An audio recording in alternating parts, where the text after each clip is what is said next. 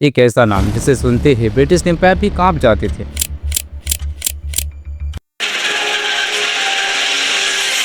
और एक ऐसा लीडर जो गांधी जी के भी कंट्रोल से बाहर था। एक ऐसी मौत जो आज तक मिस्ट्री बनी हुई है। कुछ लोगों का कहना था कि सुभाष चंद्र बोस की 1945 में प्लेन क्रैश में मौत हो गई थी, लेकिन वही दूसरी तरफ कुछ लोगों का कहना था कि वो जिंदा थे, इंडिया लूटने के लिए सही वक्त का इंतजार कर रहे थे। आखिर सच्चाई क्या थी, ये जानने के लिए इन तक बने रहना, क्योंकि जो सच तुम सुनने वाले हो वो आपके दिमाग को हिला कर रख सकता है। हमने जो आज़ादी की लड़ाई छेड़ रखी है उसे तब तक जारी रखना होगा जब तक हमें मुकम्मल आज़ादी हासिल न हो। 30 जनवरी 1897 कटक उड़ीसा में सुभाष चंद्र बोस का जन्म हुआ। उसकी पूरी फैमिली वेल एजुकेटेड वाली फैमिली थी।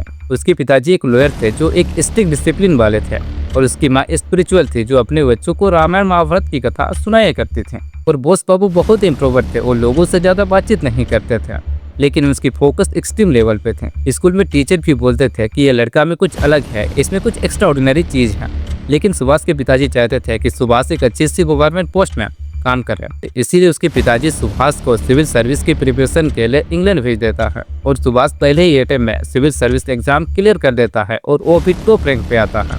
ये एग्जाम इतना टफ होता है कि इसको सिर्फ टॉप लेवल के मार्कशीट वाले लोग हैं पास कर पाते हैं। लेकिन सुभाष चंद्र बोस ने सिर्फ एग्जाम पास नहीं किया, बल्कि उसका रैंक टॉप 4 में आया। अब जाहिर सी बात है पूरी फैमिली में खुशी का माहौल रहा होगा, और वो भी क्यों ना, क्योंकि अब बोस बाबू सिविल सर्वेंट बन चुके थे। अब उन्हें हाई सैलरी मिलने वाली थी, ब्रिटिश पावर मिलने वाली थी, रिस्पेक्ट मिलने वाली थी, सिक्योर फ्यूचर था, मतलब सब कुछ परफेक्ट लाइफ था। लेकिन बोस ने क्या किया, इन सारी चीजों को रिजेक्ट कर दिया। अब उसकी पूरी फैमिली शोक में आ गई थथी कि आखिर सुभाष चंद्र बोस ने ऐसा क्यों किया। बोस का कहना था कि मैं उस सिस्टम का पार्ट कैसे बन सकता जो मेरे देश को गुलाम बना रही है। इसीलिए उन्होंने 1921 में सिविल सर्विस जैसे बड़े पोस्ट से रिजाइन कर दिया। रिजाइन करने के बाद बोस इंडिया वापस लौट आते हैं और Indian national Congress party join करते हैं, जहां पर उनके बड़े भाई शरद चंद्र बोस पहले से ही कांग्रेस पार्टी के मेंबर थे।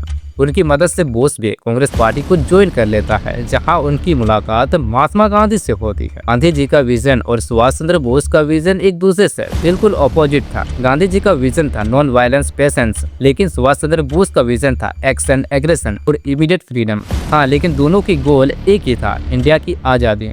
लेकिन उनका रास्ता अलग अलग था। गांधी जी अहिंसा के थ्रू आज़ादी लेना चाहते थे और सुभाष चंद्र बोस लड़कर आज़ादी लेना चाहते थे। बस यही फर्क था इन दोनों में। बोस जल्द ही युद्ध के आइकॉन बन गए। उनकी स्पीच में फायर होती थी, अर्जेंसी होती थी। वो ब्रिटिश से आंख मिलाकर बात करते थे, उनका विरोध करते थे, जिससे यंग जनरेशन उसे बहुत जल्दी कनेक्ट करने लगती है। और वो 1938 में कांग्रेस के प्रेसिडेंट के लिए इलेक्शन लड़ते हैं और वो इलेक्शन जीत जाते हैं और वो कांग्रेस पार्टी के नया प्रेसिडेंट बन जाते हैं। और बोस के प्रेसिडेंट बनने में गांधी जी का भी बहुत योगदान था। लेकिन जैसे जैसे समय बीतते जाता है, कांग्रेस पार्टी की विचारधारा डिवाइड होने लगती है। एक तरफ थे गांधी जी के विचारधारा वाले लोग, या फिर यूँ कहें तो गांधी जी के सपोर्टर, और दूसरी तरफ थे बोस के सपोर्टर। ऐसा इसलिए हो रखा था क्योंकि गांधी जी और सुभाष चंद्र बोस की विचारधारा में मेल नहीं खा रही थी। गांधी जी को लगता था कि बोस के इन्फ्लुएंस में आकर लोग हिंसा का मार्ग अपना रहे हैं, और बोस का मानना था कि हमें आज़ादी कभी भी अहिंसा से मिल ही नहीं सकती। अगर हमें आज़ादी चाहिए तो अंग्रेजों से लड़ना ही पड़ेगा,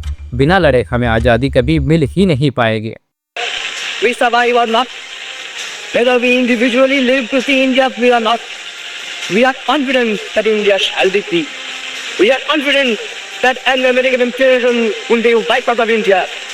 We are confident that the menace that now hangs over East Asia will remove once for all. अगर हमें अहिंसा से ही आज़ादी मिलती तो अब तक मिल गई होती। फिर आता है 1939, जब फिर से प्रेसिडेंट के इलेक्शन होने वाले थे और गांधी जी नहीं चाहते थे कि फिर से बोस प्रेसिडेंट बने। लेकिन बोस फिर से इलेक्शन जीत जाते हैं और कांग्रेस के प्रेसिडेंट बन जाते हैं। लेकिन गांधी जी और नेहरू जी मिलकर बोस को मजबूर कर देते हैं प्रेसिडेंट के पद से रिजाइन करने के लिए, जिसकी वजह से सुभाष चंद्र बोस प्रेसिडेंट के पद से रिजाइन कर देते हैं। बोस प्रेसिडेंट के पद से रिजाइन करने के बाद जर्मनी के लिए निकल जाते हैं, जहां वो हिटलर से मिलना चाहते थे, क्योंकि हिटलर ही था जो इंडिया को आज़ादी दिलाने में मदद कर सकता था और ब्रिटिशर को कड़ी टक्कर दे सकता था।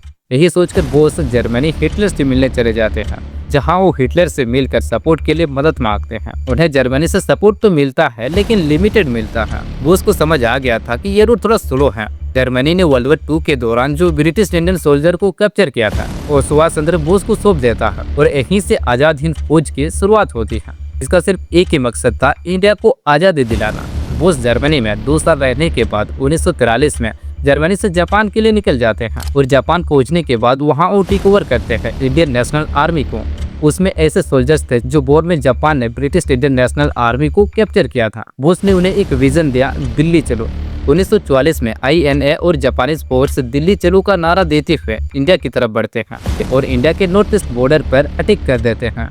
एक मोमेंट पर ऐसा लगा कि अब आज़ादी ज़्यादा दूर नहीं है, बट ऐसा नहीं हुआ। INA और जापानीज फोर्स को सही समय पर वेपन सप्लाई नहीं हो पाता है, जिसकी वजह से जापानीज फोर्स एक एक करके सरेंडर करने लग जाती है और INA आइसोलेट हो जाती है। बोस को पता था कि ब्रिटिश उन्हें कैप्चर कर लेगा, इसीलिए वो सोवियत यूनियन जाने का प्लान बनाते हैं, जो बोस की आखिरी उम्मीद थी, जो उन्हें ब्रिटिश सरकार से लड़ने में हेल्प कर सकता था, क्योंकि उस समय सोवियत यूनियन की फोर्स बहुत ही पावरफुल थे। इसीलिए बोस अगस्त 1945 में ताइवान से फ्लाइट लेते हैं, लेकिन फ्लाइट जैसे ही टेक ऑफ होती है उसकी थोड़ी देर बाद ही प्लेन क्रैश हो जाता है। बोस को तुरंत हॉस्पिटल ले जाया जाता है, लेकिन कुछ ही घंटों में जापानीज डॉक्टर कंफर्म कर देते हैं कि बोस की डेथ हो चुकी है। अगर सब कुछ इतना क्लियर था तो बोस की मौत को लेकर इतनी कंट्रोवर्सी क्यों? इसमें सबसे बड़ा इशू था no confirm body no DNA proof, मतलब कि इंडिया का इतना बड़ा लीडर और उसकी डेथ का फाइनल प्रूफ ही मिसिंग है। इसके लिए इंडियन गवर्नमेंट ने कई कम्युनिटीज बनाई इन्वेस्टिगेशन के लिए। पहली कम्युनिटीज बनाई गई शाह नवाज कम्युनिटीज। शाह नवाज खान सुभाष चंद्र बोस के बहुत ही करीबी बताए गए हैं और आजाद हिंद फौज को कमांड भी कर रहे थे, इसीलिए बोस की डेथ की इन्वेस्टिगेशन के लिए चुना गया। उनका रिपोर्ट भी बताती है कि बोस की डेथ प्लेन क्रैश से ही हुई है, लेकिन उनके पास भी कोई स्ट्रॉन्ग एविडेंस नहीं था। वही आई विटनेस और जापानीज रिपोर्ट। क्रिटिक्स कहते हैं कि ये एविडेंस वीक और इनकंसिस्टेंट है। दूसरी थ्योरी कहती है कि बोस की डेथ प्लेन क्रैश में हुई ही नहीं है। उस थ्योरी के अकॉर्डिंग बोस सोवियत यूनियन गए थे और सोवियत यूनियन से सपोर्ट के लिए मदद मांगे थे, क्योंकि जर्मनी के बाद अगर कोई हमें सपोर्ट कर सकता था तो वो था सोवियत यूनियन, लेकिन इसका भी कोई ऑफिशियल रिकॉर्ड नहीं मिला। फिर एक और थ्योरी सामने निकल कर आती है गुमनामी बाबा की। इस थ्योरी के अकॉर्डिंग बोस भेष बदलकर गुमनामी बाबा बनकर उत्तर प्रदेश में रह रहे थे, एक अलग आइडेंटिटी में, किसी से भी डायरेक्टली नहीं मिलते थे। इस थ्योरी के मुताबिक उनके पास बोस से रिलेटेड लेटर्स और INA रिपोर्ट्स मिले और उनकी हैंडराइटिंग सिमिलर थी बोस से। सपोर्टर कहते हैं कि वही बोस थे जो सीक्रेटली इंडिया में रह रहे थे, लेकिन क्रिटिक्स का कहना था कि ये कोइंसिडेंट है, मिथ है। 2005 में फिर से एक कमीशन बनती है बोस की डेथ की इन्वेस्टिगेशन करने के लिए, मुखर्जी कमीशन। उनकी रिपोर्ट कहती है Bose did not die in plane crash, लेकिन गवर्नमेंट उनकी रिपोर्ट को रिजेक्ट कर देती है। एक इंसान जिसके लिए फ्रीडम ही सब कुछ था, एक लीडर जिसके नाम से रिवोल्यूशन खड़ा हो गया, और इनमें अनसर्टेनिटी, क्या ये एक ट्रेजेडिक एंडिंग थी या फिर अनफिनिश्ड मिशन।